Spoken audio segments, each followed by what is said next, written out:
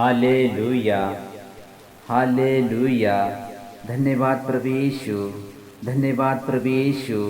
Hallelujah, hallelujah, hallelujah, hallelujah. जीवन प्रार्थना घरामध्ये तुमचं स्वागत आहे। आज तुमच्यासाठी काही वचन मी सांगत आहोत। त्या वचनाच्या द्वारे आपण देवाची योजना आपण समजून घेणार आहोत। देवाचं प्रेम आपल्यावरती केलेलं आपण समजून घेणार, आपण जाणून घेणार आहोत। म्हणून मी योहानाच्या शुभवर्तमानामध्ये तुम्हाला एक वचन सांगणार आहोत। योहानाचे शुभवर्तमान अध्याय 3 वचन 16। देवाने जगावरती एवढी प्रीती केली की त्याने आपला एकुलता एक पुत्र दिला, अशासाठी जो कोणी त्याच्यावरती विश्वास ठेवतो त्याचा नाश होऊ नये, त्याला सर्वकालिक जीवन प्राप्त व्हावं। Hallelujah, hallelujah, hallelujah. ह्याच्यामध्ये एक घटना सांगितलेली आहे की ह्याच्यामध्ये सांगितलेलं आहे की देवाने जगावरती एवढी प्रीती केली की त्याने आपला एकुलता एक पुत्र दिला, अशासाठी की जो कोणी त्याच्यावरती विश्वास ठेवतो त्याचा नाश होणे, त्याला सर्वकालिक जीवन प्राप्त व्हावं। सर्वकालिक जीवन, सर्वकालिक जीवन। जशा प्रकारे हे वचन आपण वाचत असताना किंवा ऐकत असताना आपल्याला असं वाटतं की नाही, ठीक आहे, देवाने जगावरती प्रेम केलं म्हणजे जगावरती सर्वांवरती प्रेम केलं, मग सगळ्यांना त्या दुःखामध्ये, सगळ्यांना त्या संकटामध्ये, सगळ्यांना त्या वेदनांमध्ये, सगळ्यांना त्या गोष्टींमधून, परंतु ह्याच्यातून आपल्याला ते प्रेम देवाचं समजायचं आहे। ह्याच्यातून आपल्याला ते प्रेम देवाचं आपल्याला समजून घ्यायचं आहे। ह्याच्यातूनच आपल्याला देवाचं प्रेम काय असतं आपल्याला कळून घ्यायचं आहे। जसं एक बायबलमध्ये सांगितलेली की घटना आहे, जेव्हा एक स्त्री असते जिला कितीतरी वर्षांपासून, कारण प्रत्येक दुःखाने तिच्या रक्ताचा धरा तिच्यातून वाहत असतो, तिला फुटकेच दुःखाने, तिला संकटाने वेधलेले असते, तिला पूर्णपणे वेदनेने पूर्णपणे निघून गेलेले असते। त्याच्याद्वारे तिला काही सुद्धा समजत नाही की तिने पुष्कळ गोष्टी तिने केलेल्या असतात, हाल अपेक्षा सोसून तिने केलेल्या असतात। मग एवढ्या तिने गोष्टी सहन करून सुद्धा तिच्या जीवनामध्ये कार्य होत नाही। ती स्त्री कोणती असते, काय असती? कारण वचन म्हणते की 12 वर्षांपासून तिच्या अंगातून जे रक्ताचा त्रास तिला सहन होत होता, रक्ताचा झरा तिच्यातून वाहत होता, आणि त्याच्यासाठी तिने होतं नव्हतं एवढं सर्व काही तिने कष्ट, म्हणजे सर्व काही तिने घालवलं, भरपेक व्याध्यांकडे गेली, पुष्कळ तिने गोष्टी, भरपूर काही गोष्टी तिने खर्च केल्या। जेवढं होतं नव्हतं तेवढं तिने सर्व काही खर्च केलं, पण तिच्या जीवनामध्ये काहीच काम होऊ शकलं नाही। तिला काही सुद्धा तिला करता आलं नाही, तिला काही सुद्धा तिला म्हणजे ती गोष्टीला मिळवता आलं नाही। अशा सर्व काही जीवन संपलं, तिचं अंधारातून जीवन पूर्णपणे झालेलं। आणि मग जेव्हा ती स्त्री तिकडे जेजरला आली, आणि जेव्हा आल्याच्या नंतर मग तिने असं काही तिने अनुभवले की खरोखर देवाने खरोखर आपल्यावरती प्रेम केलेलं आहे। देवाचं प्रेम आपल्यावरती अफाट आहे। देवाचं प्रेम आपल्या जीवनामध्ये मोठ्या प्रमाणात देवाचं प्रेम कार्य करत आहे। आणि हे प्रेम खरोखर जर त्याचं माझ्यावरती प्रेम आहे तर मला ह्या वर्षाच्या माझ्या दुःखातून, माझ्या ज्या आजारातून मला ते मुक्त करेल। जर माझ्यावरती त्याचं एवढं मोठं प्रेम आहे, माझ्यावरती एवढी त्याची मोठी कृपा आहे, तर माझ्या जीवनातील असणारा जो रक्ताचा जो वाहत आहे, मी आत्ताच्या पूर्णपणे वैज्ञानिक मी मरणास पूर्णपणे टेपलेला आहे, तर ह्याच्यातून मला बाहेर तो काढेलच। ह्याच्यातून मला तो बाहेर काढणारच काढणार, ह्याच्यातून मला बाहेर तो पूर्णपणे काढणार। फक्त मला त्याच्या वस्त्राच्या गोंड्याला जरी मी स्पर्श केला तरी मी सुद्धा बरी होईल, तरी सुद्धा मी बरी होईन, असा तिचा अंतःकरणामध्ये विश्वास धरला। आणि एवढ्या गर्दीमधून पण ती शिरली, एवढं तिला सामर्थ्य देवाने पुरवलं, कारण तिचं देवावरचं प्रेम होतं। वचन काळामध्ये देवाने जगावरती एवढी प्रीती केली, पण जो कोणी त्याच्यावर विश्वास ठेवतो, जगावरती सर्वांनी प्रेम केलेलं आहे, परंतु विश्वास कोण ठेवतंय, त्याच्यावर विश्वास कोण दाखवतंय? मग ती त्यांनी समजून घेतले की त्याच्यावरती विश्वास ठेवणारे व्यक्ती, जर त्याच्या मनापासून जर त्याचा असा विश्वास आहे, कारण मी त्याच्या गोंड्याला जरी मी स्पर्श केली तरी सुद्धा मी बरी होईल, मग त्याच क्षणाला ती स्त्री तिकडे धावत गेली। ती एकदम त्या गर्दीमधून अशीच काही शिरली। अशा प्रकारे आपण तिला धावतच म्हणायला लागेल, कारण का एवढ्या गर्दीमधून ती निघून गेली, एवढ्या गर्दीमधून तिला ती जाता येत नव्हतं, अशातून ती निघून गेली। म्हणजे ती कशा प्रकारे गेली असेल, कशा प्रकारे हे धावणं सुद्धा त्याच्यासाठी कमी पडेल, कारण जरी धावून पण माणूस जर त्याच्यापर्यंत पोहोचू शकत नाही, पण असल्या गर्दीतून पण ती तिकडे शिरली, ह्याचा अर्थ ती मोठ्या प्रमाणात त्याच्याकडे गेली। मोठ्या प्रमाणात गेल्याच्या नंतर पोहोचल्याबरोबर तिने असं म्हटले की मी जरी वस्त्राच्या गोंड्याला स्पर्श केला तरी सुद्धा मी बरी होईल, असा तिने विश्वास धरला। वचन काय म्हणतं, जो कोणी विश्वास धरतो, असं नाही सांगितलं की थोडक्याच लोक फक्त विश्वास ठेवते तीच बरे होतील, थोडक्याच लोकांच्या जीवनामध्ये देव काम करू शकतो, थोडक्याच लोकांना ती देव शांती देऊ शकतो, थोडक्याच लोकांना ती फक्त स्वर्गाची प्राप्ती करून देऊ शकतो, असं नाहीये। सगळ्यांना ती देव प्राप्ती करून देऊ शकतो, सगळ्यांच्या जीवनामध्ये देव कार्य करू शकतो, सगळ्यांच्या जीवनामध्ये देव काम करू शकतो. मग ह्या तिने समजलं, मी गोंड्याला तरी स्पर्श केला तरी मी बरी होईल. आणि मग त्याच क्षणाला एवढ्या गर्दीमधून शिरून जाती, ती कुठलीच न परवा करता, ती कुठलीच न काही गोष्टी मनामध्ये कोणतीच शंका न बाळगता ती डायरेक्ट तिथपर्यंत पोहोचून त्या वस्त्राच्या गोंड्याला जर स्पर्श करते आणि त्याच क्षणाला तिचा 12 वर्षाचा रक्ताचा त्रास पूर्णपणे निघून जातो. आणि त्या क्षणाला तिच्या देवाची मोठी कृपा त्याच्या जीवनामध्ये होती आणि तिला सर्व तिच्या जीवनाचं प्रेम त्याच्या जीवनामध्ये मोठ्या प्रमाणात अनुभवतं. आणि तिला समजतं की खरोखर हा देवाचं प्रेम आहे, हे देवाचं प्रेम आहे. आज जशा आपण ज्या दुःखांमध्ये, ज्या आपण ह्या मोठ्या प्रमाणात या संकटामध्ये, आपण एखाद्या वेळी आपल्याला वाटतं की मी मोठ्या संकटामध्ये आहे, मी मोठ्या दुःखामध्ये आहे, माझ्या जीवनामध्ये हे दुःख मला कसं मी समोर जाऊ शकतो, मी ह्या दुःखामध्ये मी कसं राहू शकतो, ह्या दुःखामध्ये मी कशा प्रकारे मी पुढे जाऊ शकतो. म्हणून तर प्रभू येशूचं प्रेम होतं, म्हणून तर त्याचं प्रेम होतं. म्हणून तो म्हणाला, अहो कष्टी भाराक्रांत जन हो तुम्ही सर्व मजकडे म्हणजे मी तुम्हाला विसावा देईन. मत्तईच्या 11:28 मध्ये सांगितलेलं आहे की अहो कष्टी, कारण ज्या कष्टाने मध्ये आपण बोजाखाली दबलेला आहोत, ज्या दुःखामध्ये आपण दबलेला आहोत, म्हणून ते म्हणाला, अहो कष्टी भाराक्रांत जन हो तुम्ही सर्व मजकडे म्हणजे मी तुम्हाला विसावा देईन. विसावा आपल्याला कोण देणार, कसा देणार आहे? कारण म्हणाला, माझे जो सोयीचे माझे वजे हलके. जर तुम्ही माझ्याकडे जर तुम्ही धावून येणार, समजा माझे जर तुम्ही देवाचा प्रेमाचा तुम्ही अनुभव घेताय, तर माझ्या जीवनामध्ये मी सर्वकालिक जीवन तुम्हाला ते सर्वकालिक जीवन, कारण जो कोणी त्याच्यावर विश्वास त्याला सर्वकालिक जीवन देणार आहे. सर्वकालिक जीवन, सर्वकालिक जीवन याचा अर्थ आपल्याला नाही फक्त हितलंच फक्त जीवन, आपण हित आहे तोपर्यंत आपल्याला जीवन देणार, हिथून पुढचं जीवन मग काय माहित नाही. आता माझ्या जीवनामध्ये एवढं मोठं संकट आलंय, आता माझे सगळे वांदे झाले, आता माझ्या जीवनामध्ये माझं सर्व काही संपलं, आता मला काही सुद्धा मिळू शकत नाही, आता मी कुठून घेणार, मी आता कुठून मिळवणार, मी आता कुठून घेणार, मी कुठून काय करणार. परंतु मी तुम्हाला सांगतो, एक विधवाला जर का तो मोठ्या प्रमाणात जर त्याच्या जीवनात जर कार्य करू शकतो, तर आपल्या जीवनामध्ये का नाही कार्य करणार, आपल्या जीवनामध्ये ती गोष्ट का नाही देणार. जर एका विधवाला ती गोष्ट ती देऊ शकतो, तर आपल्याला काय नाही देणार. विधवाला एक टाइमबाचं त्याला खाण्यासाठी त्याच्याकडे काही सुद्धा नव्हतं, फक्त एक मोठी फक्त पीठ होतं, तिच्याजवळ काही सुद्धा खायला नव्हतं. परंतु तरी एवढं असताना सुद्धा तिने देवाचा धावा करायचा तिने सोडला नाही, तिने देवाची प्रार्थना करायची तिने सोडली नाही, देवाचं नाव घेण्यासाठी तिने सोडली नाही. तिच्या जीवनामध्ये ज्या ज्या गोष्टी तिने जीवनामध्ये तिच्या केलेल्या होत्या, ज्या ज्या गोष्टी तिने अनुभवल्या होत्या, पण त्यात सुद्धा तिने सांगायला तिने संकोच केला नाही. म्हणून बायबल असं वचन असं सांगतं की कुठल्या एवढ्या विधवा त्या काळामध्ये होत्या. एलियाच्या काळामध्ये दुष्काळ जेव्हा पडला होता, असं पुष्कळ विधवा होत्या. आणि पुष्कळ विधवा असताना पण त्यांच्याकडे कुणाला पाठवलं नाही, का त्यांच्याकडे सुद्धा त्याला पाठवलं नव्हतं.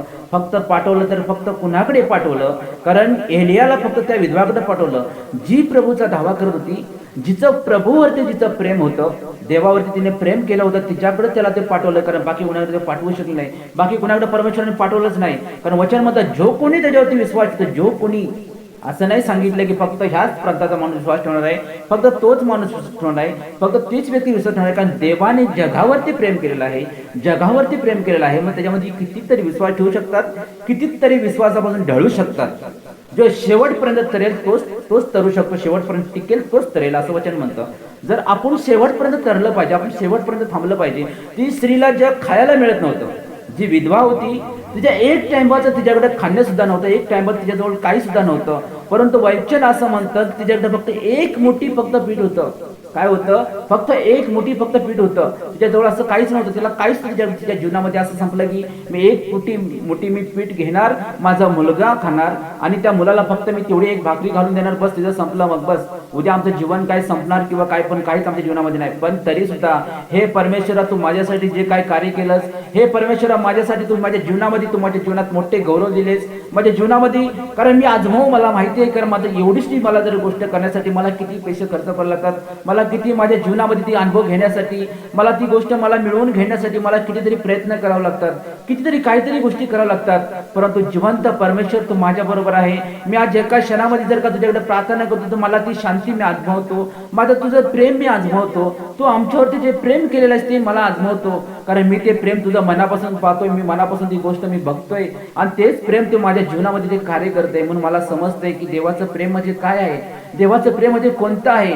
मग त्या स्त्रीने लास्टपर्यंत देवाचा धावा केला आणि मग ते त्या टाइमला मग एलियाला त्या अकाळ पूर्णपणे दुष्काळ पडलेला, त्याच टाइमला एलियाला तिच्याकडे पाठवल्याबरोबर ते एलिया म्हणाला की तुम्हाला खायला दे. तर म्हणते माझ्याकडे तर काय आहे, माझ्याकडे काही नाही, पण बस हे खाय, फक्त तेवढंच तर माझ्याकडे फक्त उरलेलं आहे, बस आता मी काय करू. मग तिथला पण ती संकोच न करता त्याला ती खायला देते. आणि मग परमेश्वर एवढ्या प्रमाणात त्या दुसऱ्या काळामध्ये सुद्धा तिला एवढं मोठं प्रेम देतो, एवढं मोठं तिच्या जीवनामध्ये कार्य करतो की तिला समजतं की खरोखर देवाचं प्रेम मोठं आहे.